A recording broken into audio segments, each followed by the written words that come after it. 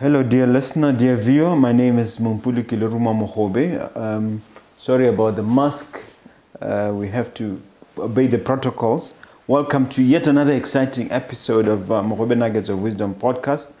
Once again, coming from our studio here in Block 8. I have a great and wonderful guest for you. I have Mrs. Florence Matome, formerly Makekhenene. Welcome to the studio, Flo. I call her Flo. We've been friends for many, many years. But she's coming to us as a customer service expert. And she's coming to talk specifically about aspects of a customer service that we need to take into account, especially here in Botswana. Welcome to the studio. Thank you. Thank you very much, Mom, as I call you. Thank you very much for honoring our invitation. But please tell us about yourself in terms of your background and your area of expertise. Speak to the audience and just share with them that a little bit more about what you can about your background and your expertise. Good morning or good evening, viewers and listeners. I'm Florence Matome. I met Mompoloki many years ago. We went to school together at primary, secondary, and I went to university, then did a Bachelor of Commerce. I'll just start there to cut the long story short. Bachelor of Commerce, and then joined ministry, went to do my Master of Science in Business Administration, and then I joined the insurance company. And when I joined, I was supervisor, and I gradually moved to become the National Service Manager, whose sole responsibility was to look after service, customer service for the life insurance company I was working for. Okay. Yeah. I'm married with 2 daughters, and just basically that's me. Yeah. I love traveling, I love gardening. She's married to my friend Joe. Yes. All right, we're going to talk about 10 nuggets on customer service. We're going to focus on the key elements of what I call customer-focused organization, what they have to look at. And I'm going to invite you to share with us based on your experience. The first point or the first nugget I want us to talk about is good customer service. You've said that it's necessary, that should be in the DNA, the DNA of the people or the DNA of the business. Can you just explain the importance of having that customer service culture as part of the DNA? Yeah. As I said, there are so many aspects of customer service that one can talk about, but this particular topic will focus on the elements, focusing on the organization as a whole. So what I mean by it should be in the DNA of the company is that it should start right from the leadership. It should be bought by leadership. It shouldn't be a by the way. Customer service, you have to provide good customer service. It has to be right from the executive level. They should recognize that customer service is the key element. It's one of the key elements in whatever service they provide. Whether it's a life insurance company, a property development company, a restaurant, anything. If your leadership does not subscribe to good customer service, I don't think any organization can really go far. So it really has to trickle down from the top as well as maybe come from the grassroots as well. Right from the CEO to the executive, to the management, to the staff. They really need to understand that the key, is key to have good customer service. And how would you say that the leadership can demonstrate that commitment through? How do they show that they really have they believe in this to ensure that there's buy-in in the rest of the organization? As I expand with the and talk about the other nuggets, the leadership has to have proper policies and real interest in making sure that customer service is provided by the company. It shouldn't be like it's for that department. The customer service has to come from the leader, the CEO or the general manager or whoever it is, the head of the organization. Okay. So proper policies have to be in place. if you know, for customer service to... Yeah, it will come out as we go further, because the second nugget that I want us to chew on is having a dedicated budget. You have emphasized the importance of having a dedicated budget to deal with customer service. Is this referring to training, or it's in regard to which aspect? Sometimes I find, you know, when you do budgeting, there'll be a budget for sales, for marketing, for, you know, things like that. And then you squeeze in customer service somewhere. You should actually have budget specifically for customer service, so that it's not like it's a, by the way, I'll get the money from the sales department, I'll get the money from the marketing department. The customer service should actually have a head and not fall under like a marketing division or a sales division. So, you know, you have to have a dedicated budget, such that when you need to do something, there is a budget that you have, just like you're budgeting for all the other departments within an organization. So that's what I mean by a dedicated budget. Yeah. Does this necessarily mean that everybody within the organization has to be trained insofar as training for customer service? Does it mean everyone in an organization needs to undergo, you know, attend a workshop and undergo specialized training on customer service? Yeah, companies that take themselves seriously, if that's the right expression, everybody has to be trained in customer service, such that it doesn't become customer service staff. It has to be the whole organization knowing that customer service comes first. So, you know, obviously the staff in that department, in the customer service department, will be trained even more than those who are other, but all in the other department, but all the staff, and right from the leadership, has to have some form of training, of customer service. I noticed that with our government here, there's a thing called the training levy. In your view, is that levy sufficient to cover the necessary training? And are companies in Botswana taking full advantage of the levy for that purpose? Yeah, as far as I understand, the training levy, you know, it won't be specific for customer service. It will just be, it would be included, but you train for marketing, for sales, for all the other departments, and then when you submit your what is it called? Your claim. Yes. Then you need to indicate what areas you trained in. Yeah. So I think most companies are aware of it, and the training has to be formalized actually for them to say, you know, you actually took someone, not where I went and talked to you about customer service and then I don't know. There needs to be some certificate or some kind of, you know, certificate to show that you actually attended a course that you can proudly say, I went for training and this is what I showed for it. The next point we want to talk about is systems. I suppose even that training levy issue falls under systems, because I was going to really ask you whether you believe the training levy should have like 50%, or what percentage of the training levy should be dedicated towards customer service, given its central importance to an organization? The way I understand the training, the training levy is a company would submit all that it did for training, and whether it's customer service or what. But if it was by me, we would actually use 100%. We claim 100% for customer service.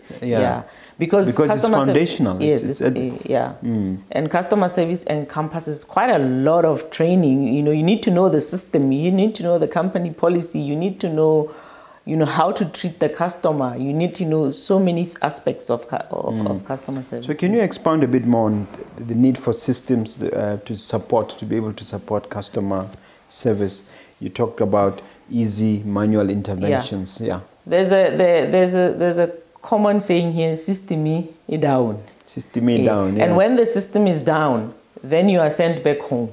So if you have a good system, and something happens, like you would have a power cut or something, there has to be manual interventions in place so that I don't send a customer back because the system is down. So you need to make sure that you have you know, manual interventions that you can use to assist the client in the event that the system is not working. Even if it's a manual register, and when the system comes, you will input that information on the system. You know, it's a lot of work, and if you want to be up to speed with, you know, what should happen. And in Botswana, it seems almost like a disease, because you go to a government office, system it down, and come back next week. You go to a parastatal, system it down. I wonder what you would say to Botswana who might be listening about this particular problem. I find system me down is an excuse, but it would be an excuse specifically if your company does not buy into the whole customer service concept. If I was running a company and somebody says to me, system me down, I was returned from your organization because system me down, I would be very unhappy. I would be really, really be unhappy, because there has to be a manual intervention. Whether it's you write a handwritten receipt, or you press, or you do something that you can, when the system comes, then you can, then you can input it. And then in the meantime, you provide the service. You provide the service. Do not return me that the system is down. The reason people are returned is because the organizations have not put in place procedures and backup systems in the event that the system goes down. Procedures, in fact, procedures and policies to say this is what should happen. Because also, you know, once you go manual, there's a lot of things that can happen when it's manual. But there has to be procedures in place such that when the system is down, you use those, you follow those protocols, and then when the systems comes back up, comes back again, then you input that information in the system to be up to date. To be up to date. I want us to just go a little bit deeper as we go to the second point. I'd really like for you to dig in deep. When you say policies should be in place that promote and support excellent customer service, can you be more specific? Can you go into the weeds a little bit? What sort of policies, what exactly is ideal for our community, for our economy, that you think these systems are, if you like, these are the ones that we cannot do without if we are going to change our country, especially now with the noises being made by government saying we want to move from a public sector driven economy to a private sector driven economy. So those things, let's talk about systems. What systems precisely are you talking about? I mean, operating systems that you use, you should have robust systems, and you should ensure that your systems are backed up, they work all the time. It shouldn't be like 1 minute the system is not working because you got a system off the shelf that really have no support. You know, you need to have systems that, you know, if this happens, and then this will happen, and then this will happen. So the policies I'm talking about is that should anything go, you know, like we have issues with power, we have issues with so many things to do with the electricity sometimes. So you need to have something in place, you know, in the event that happens. You know, and for instance, in the past, the checkbook days. Right? Yes. The checkbook days. These days you are not so long ago. Electronic. That's still used. If really push comes to shove, organizations can still pay by checkbook if the system is really down. Don't return me. Don't let me go back to Tonota because the system was down. If it means talking to another service provider to provide service, you know, you also need to liaise and have partnerships with companies that can assist you in the event that, you know, you can't provide the full service that you normally would provide. I mean, almost every company these days has some kind of, you're talking specifically about payments, some kind of way in which to pay. The idea is never to compromise on quality, right? Never to compromise.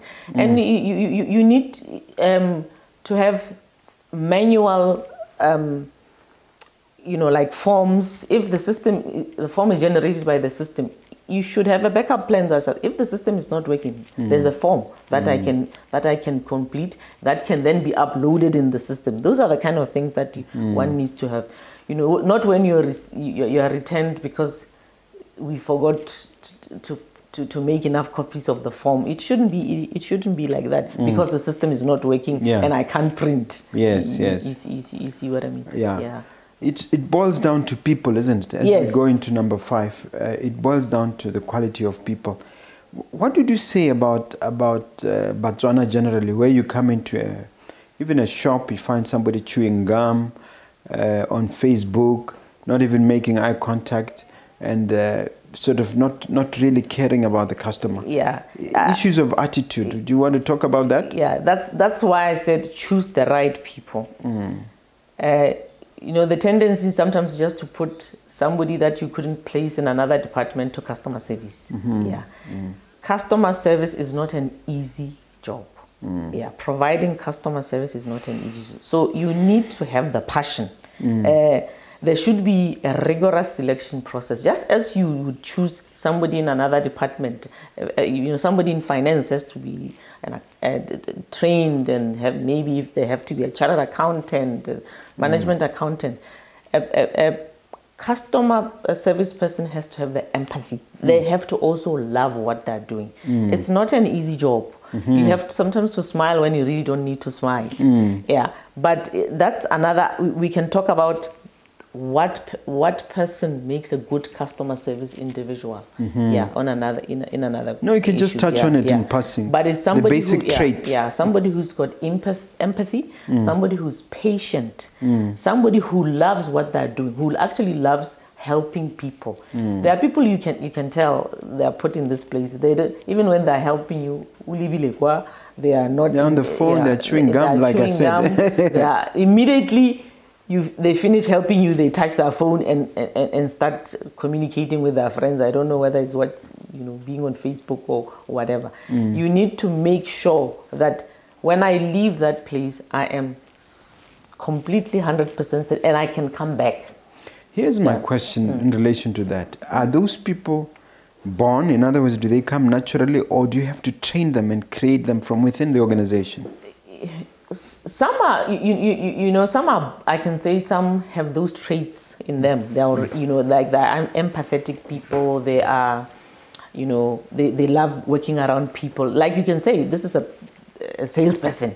This one can sell you something that you would not even otherwise buy. You see what I mean? So there is that trait as well. But there are some people that can be trained to be that. But I think, just boto. If I can use that word. Yes, but is actually you cannot be a customer service person house in a boto. And you have actually to love working with people. If you don't love working with people, you really can't manage to be in a customer service. And customer service people need to be dedicated. They should be prepared to go over and above the call of duty. They need to do certain things beyond the 5 o'clock, the 4:30. They should be able to say, I finished thing at 4 o'clock, but I think for Mr. Mogobe to come and collect something tomorrow at 7, it means I have to stay another hour so that I can provide the service that I would personally also want to be provided with if I was to go into an institution. And do you believe that Botswana generally we're lagging behind on that? And perhaps let me tie it with the next point, which is to say we need to recognize and reward those talented, those special customer service, if you like, quality performers, those who distinguish themselves.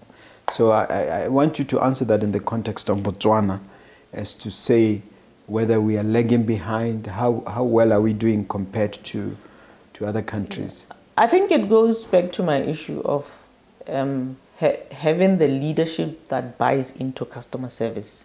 If you don't have that leadership, then the people who should be looking after your business, especially those in the customer service, will also not put any effort because you yourself are not taking customer service seriously. But in the context of Botswana, I think you've traveled. I travel a lot.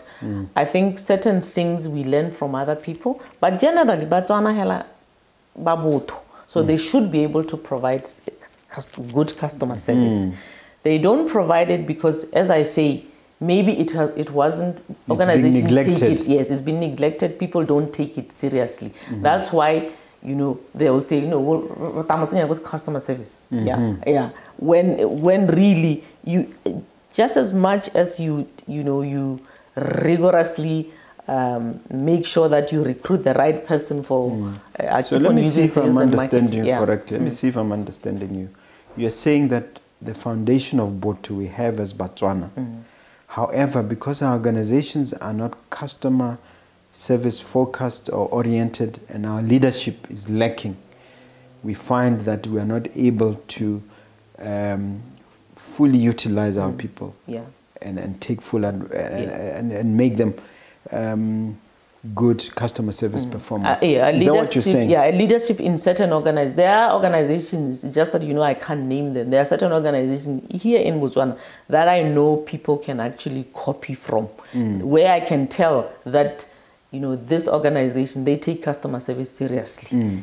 But others, it's like, no. We as long as I sell, as long as I've made sure that I've made money, it doesn't really matter. You just make them sign a paper. I should be able to, as a customer service, explain to you why you are signing that thing, such that next time you come, this is the process. This is what happens for this to happen, and for me to leave this place satisfied. Let's talk about the reward system. You said recognize and reward. That's what I was actually initially going to ask you about.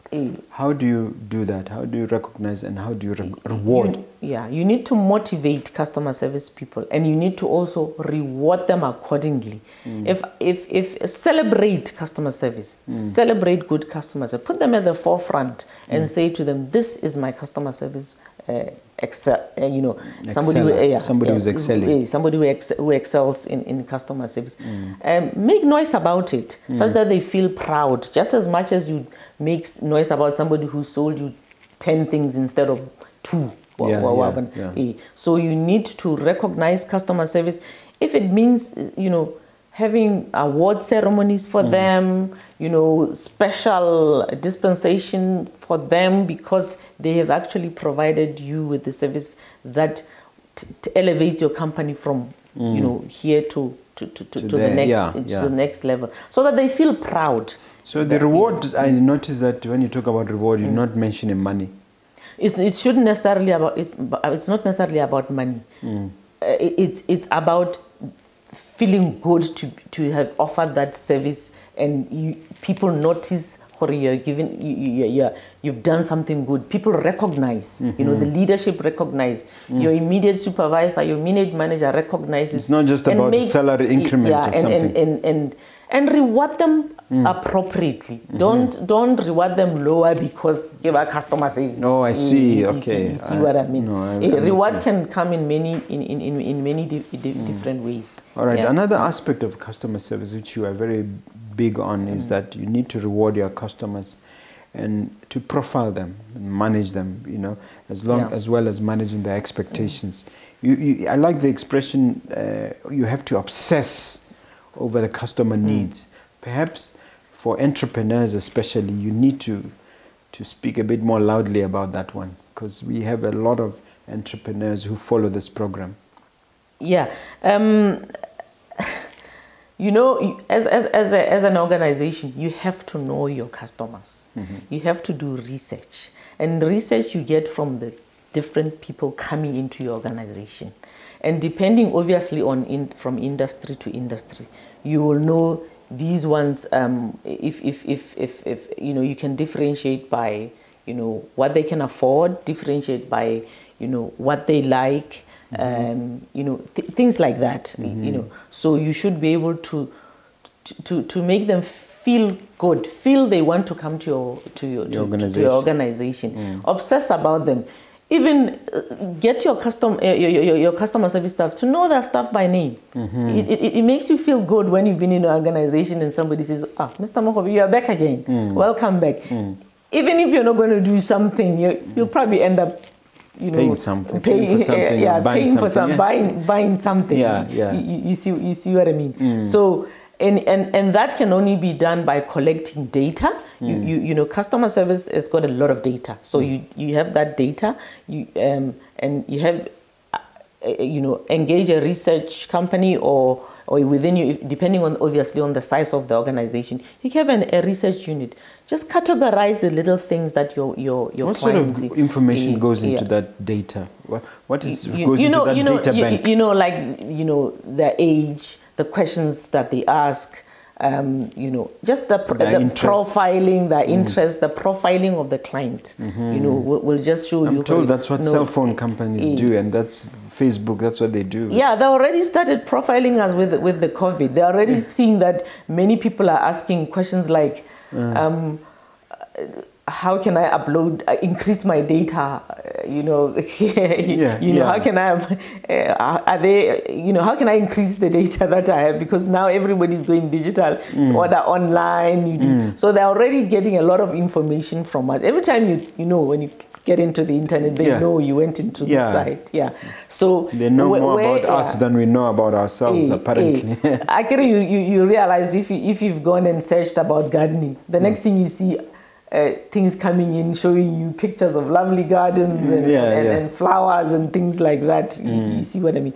But and those are usually companies that are really highly digital. You know, like but even a small company, you cannot, Mr. Mogobe likes sitting down when he comes to our magazine. Provide a chair. Mr. Mogobe would like some, you know, water, things like that. You really need to show you care about your to the point of knowing birth dates and sending flowers and things. Except that sometimes that it just becomes mechanical. It's just a message, and it's not really from the heart. Usually smaller organizations can do, where they actually have people calling you and you feel good that somebody remembered my birthday. All right, let's move on to the next point. You want to ensure there's consistency and compassion in the service provided. That is very, very critical. And that goes with the person providing the service. I don't want to get there and I'm helped, like, and I feel fantastic after leaving. The following day, the same guy who was really like I could give him kudos and stars. When I come in there, he's like, he doesn't know me. It's like they're sulking. Maybe they just received some bad news. But you see, that's why now as a customer service person, you need to, some of those feelings, you really can't show them out to the public. You know, you know, people, when there's something bad that has happened, when you've been properly trained, you know, you can, you know, at a later time, you can say, you know what, I'm not feeling well. And also, if you take customer service seriously, if somebody is in a situation like that, your supervisor will have noticed to say, today you're not fit. You should not be facing people. You know, they put in the back of it. And if you have good rapport with your supervisor, then you can explain to them, and they can work around you or do something so that you provide the customers with the service that they deserve, and not having to worry about now today it looks like this person doesn't want to help me. When yesterday I could rant and rave about them because they were really they really provided me with the excellent consistency service. is very crucial. Consistency is crucial, and that is what I find is lacking in Botswana, because it still goes back to the leadership. You know, you need to make sure that your staff provide consistent service. Consistent quality service. Consistent quality service. Like I say, the organizations, obviously I can't mention them by name, when I go around, believe you me, everywhere I go around, I can actually tell you in Gaborone alone how many organizations I've gone there purely because the service was very good, and I can tell it's from the leadership. It's not, and they are not pretending, because when they recruited those people, they took that into consideration for people. Isn't it the fact also, Mama Matome, that the market rewards those who provide excellent customer service? Those companies are successful.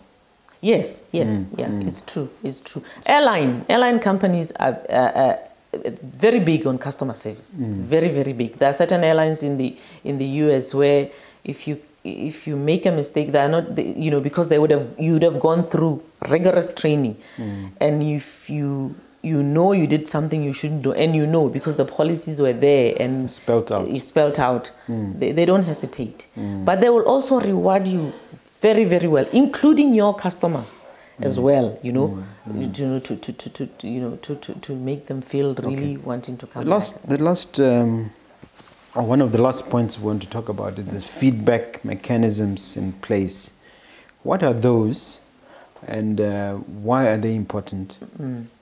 A typical example is a suggestion box. For lack of any better word, we just say there's a suggestion box. Put a suggestion into the suggestion box.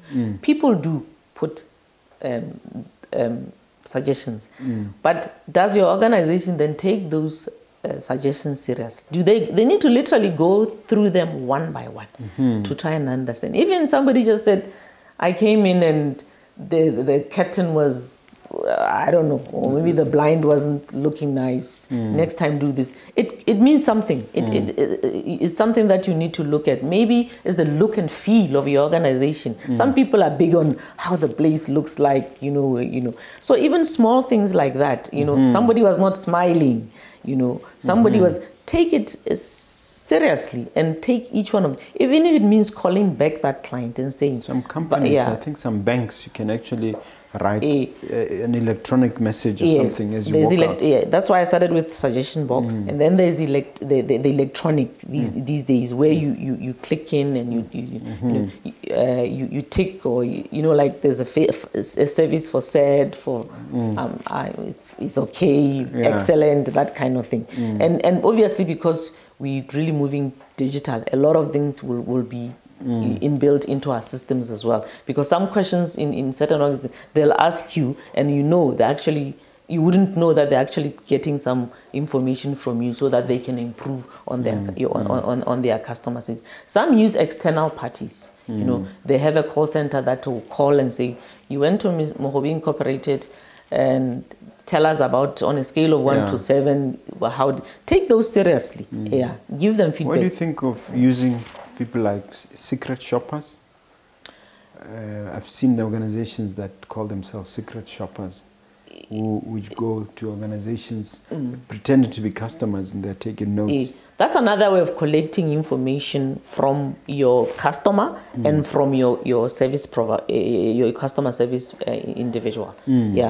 It's okay, but it needs you need to know exactly what this what are they called? Secret shoppers. Secret shoppers. You need to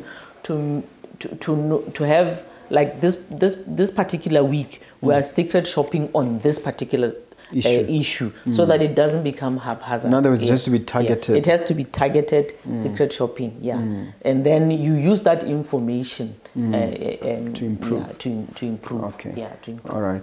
The last point we want to talk about, customer loyalty initiatives.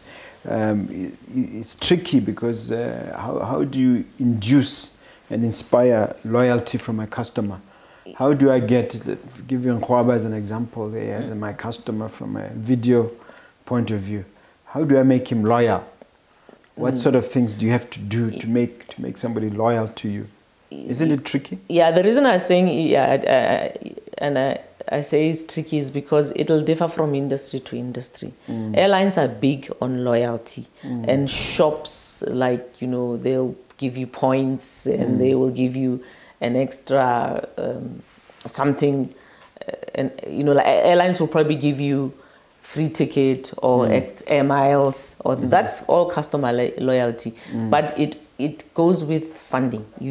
An organization has to have the resources to provide that, because you don't want a company to provide all these loyalty, then the next thing, halfway through the year, it stopped. When now maybe you are collecting points, then when you think you are there, you are in the 100th point, they've stopped the loyalty program. That's why I'm saying it's tricky, because then that breeds mistrust. People say, wow, they just make you feel these things.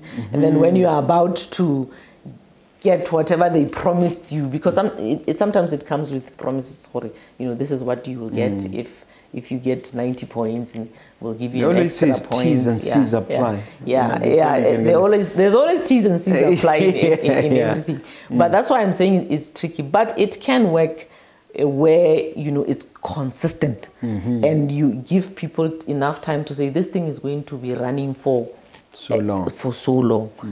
If it runs for 10 months, people will know, on the 9th month, it'll be over. If I come on the 12th I'm month, going to put you in a corner a little bit as we part. You cannot mention company names in a program like this, but you can mention industries. What industries in Botswana do you think are doing very poorly when it comes to customer service, and what industries in your assessment are doing relatively better or are doing very well? I know I didn't prep you on this one, but I'm putting you in a corner as an expert. The retail industry, there are big organizations in the retail industry that do very well. And there'll be the small and medium enterprises which don't have proper, customer service training. Maybe because, they don't have the funds. So you find that's where I sometimes find inconsistency. And yet, those, because they are small, they should be able to, as the owner of the company, to adapt to that. So it just depends on the resources that a company has and how seriously they take a customer service. So I can't single out a particular industry as such, but the retail comes into my mind. The problem is that they are monopolies. You have one big corporation, ones, then you have one, a company that provides this. So and you can't do with. You have to go back to them.